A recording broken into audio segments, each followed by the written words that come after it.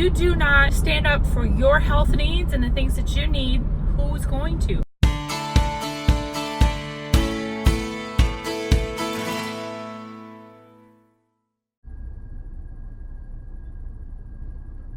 Good morning, recycled moms. We're fresh off of a holiday weekend. So it's the first week of September. I just took my daughter to work. I am so proud of my daughter. A lot of you don't know this. I don't talk about it a lot, but I thought I might start talking about it for other homeschool moms or other parents that have children that have sensory processing disorder. I hate the word disorder. I always said that my daughter had sensory processing issues because it's sensory overload, and when there's too much stimulation coming in, she locks up like your computer would lock up. When there's too many things going on in your computer, you'll get the spinny ball, or it'll just kind of freeze there for a second. That's kind of what happens to her. There's too much. Her nervous system, and it can't process everything all at once. So either things will shut down. When she was younger, there would be a kind of a meltdown. One second, I am gonna order my keto coffee. Good morning, what can I get for you? Good morning. I would like to get a grande latte, and I would like to have that made with heavy cream and sugar-free cinnamon dolce syrup. You got it. Is that it for you? Yep, that's it for me. All right, thank you. Thank you. So on this end, she's 19, okay? So there's all these years that we've had to learn to have her learn coping mechanisms and understand what's going on with her and having to deal with that. So her getting a job was going to be a real issue. We were trying to wonder about what kind of a job she would have, because obviously a fast food job is not going to be in the cards for her, because that is way too fast. It's way too stressful. It's too much stuff going on for her to process all at once, and you can't have her shutting down in the middle of a shift. She has a job at a bookstore. So anyway, the schedule, you know how it is when you first get a job, your schedule is all crazy and wacky, and because that's just how it is. You get all the crappy shifts. So her schedule was all over the place, kind of like she would work during the day one day, and then the next day she'd work like an afternoon shift. But then she always has truck night on Thursdays, and so she will always work until either 1, 2, or 3 in the morning. Oh, good. Alrighty, there you go. Thank you. You too. Gosh, that's almost too easy, you guys. Come up, throw them a card, get your coffee, be on your day. Anyway, I like this Starbucks. It's really cool. But it's a pain in the butt to get out. You want to see why? Okay, so there's this little steep, little incline here. Hold on, I hope I won't scrape. Oh, I didn't scrape, yay! Normally there's traffic that you have to dodge because it's right there on the corner of an intersection. So anyway, what I was saying about her in this job, she just cannot get into a rhythm. Here's someone that she needs to wind down. Her body needs to shut down for the night. Okay, so she has a nighttime calming routine, and she takes melatonin, and she winds down, and then she needs to get at least 8 hours to be able to recharge, to be able to deal with all of the input that comes at her every day. Sometimes she might need a little bit more. That's the beauty of homeschooling, is I can allow her that opportunity to get the sleep that she needs. Our circadian rhythm as human beings, we're naturally busy during the day and we sleep at night. That's just how our rhythm goes, all right? So for someone like her, she is actually better. So she could get up in the morning at a set time. This is how it was working for us in school. She would get up in the morning at a set time. She would do her morning routine, and then she was good. For her waking hours, as long as she had a set routine and thing in the morning, and she had a set routine at night and all that stuff, she could handle whatever came at her for the day. It would usually wipe her out if it was something that was too stressful. So, sorry for the sun. It's just like, it's right in the morning, and the sun just came up, and it's like right there. All of this was really getting to her, and she had a meltdown when she was going into work. And I told her, I said, I want you to understand, you are in control of your job here. You're not locked in. You are in control, okay?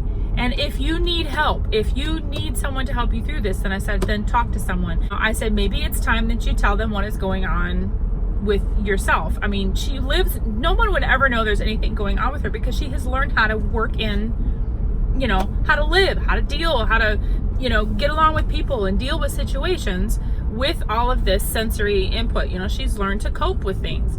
And so you would never know by looking at her. You would think she'd be this, you know, this bright, energetic, fantastic girl. She's outgoing, but you guys just don't know what it's like when she comes home. It completely wears her out. So working for 7 hours on your feet, you know, however, she's shelving books, okay? And she's, you know, she's not like she has to deal with customers or worry about money or anything like that. She really is in a happy place. She's just happy to shelve books. She organized an entire section in the bookstore, like the manga and the young adult section. That's like her happy place, you know, and that is her thing. But I told her, I said, if you do not stand up for your health needs and the things that you need, who's going to? I said, I can't do it for you anymore. I mean, I'm not going to be around all the time, and you always can't be like, you know, Mom, can you come do this? No, I've always told them, you have to speak up for yourself. And I told her, I said, your employers seem to be a really good bunch of people and very understanding. So if you tell them, I really need this, and to be a better employee, you know, to be, you know, to be able to function, I need to have some stability so that she can get up at the same time, go to work at the same time every day, and come home. And she's like, but I don't want them to think that I'm gonna, you know, that I'm some pansy and that I need my hand held and I can't handle life, you know. And I said, no, it's not it at all. You tell them this is what I need. I will be a great worker for you. I will still work all these days and blah, blah, blah, blah. But I need this, or else I just, my body can't handle all of the stress.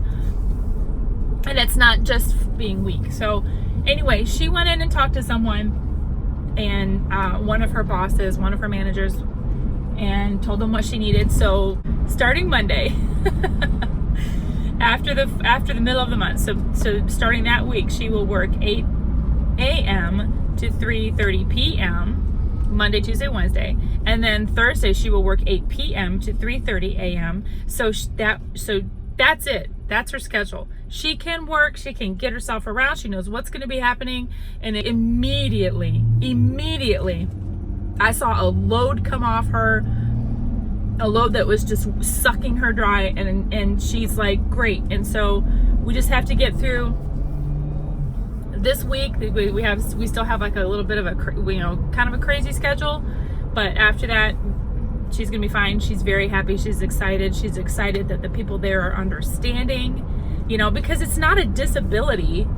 It's just I just told her, I said, it's just that you have to do things a little bit differently. I think that's a police car up there. And you know how the police love me. And it's a school zone, but the school zone speed limit has lifted, so he must be leaving. I saw him when I took Elizabeth to work. I saw the police car sitting behind a curve. Sneaky guy. I wonder if he issued any tickets today, because there were some people that were going kind of fast. Something else that kind of she deals with, you know, there's some dyslexia in there, but I'm not sure if it's true dyslexia. But when she gets some books, she noticed that she works a little bit slower than other people, and I said, that's okay. People work at different paces.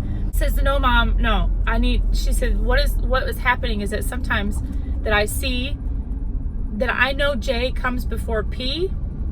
She says, but I'll sit there and I'll look at it, and she says there's a disconnect, and it's like she knows it. So there's some kind of a little glitch in there that she knows, but for some reason it's not. It takes an extra second. So I've often thought of going and having her evaluated, just so that, not because there's any kind of a little green card you get, not any little card you get, you know, or anything, because we're not one for labels and that kind of thing, but we know what's going on with her. But just that validation, and then to maybe have that go in her medical file so that we could maybe do occupational therapy if she needed it, because you can have adult, you know, there might be adult things. And she is still doing school, even though we're not actually, you know, she's doing college at home. So basically I'm a homeschooling college mom. All right, taking my first sip of my, what I call keto coffee. Oh, yes. Yes. I couldn't have my regular coffee at home this morning because I ran out of creamer. Oh, I have a 19-year-old daughter who drinks coffee now too. I have to share the creamer. I have to still share, for crying out loud. Gonna make it a great day. I'll check in with you later.